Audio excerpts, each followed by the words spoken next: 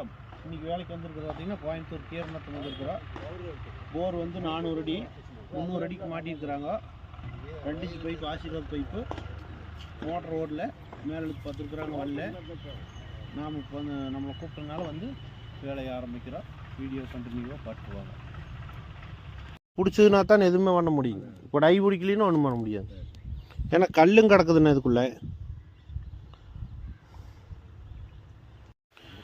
இன்றைக்கி வந்தது பார்த்திங்கன்னா இந்த பம்பு வந்து பட்டானாலும் பிடுங்கிட்டு வந்துடுது. கீழே வந்து கல் கிடக்குது.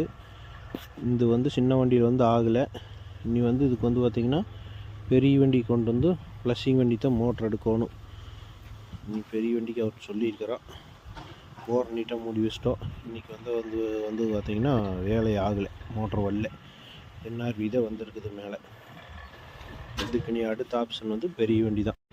அடுத்த பாயிண்டில் பார்ப்போம். நன்றி, வணக்கம்.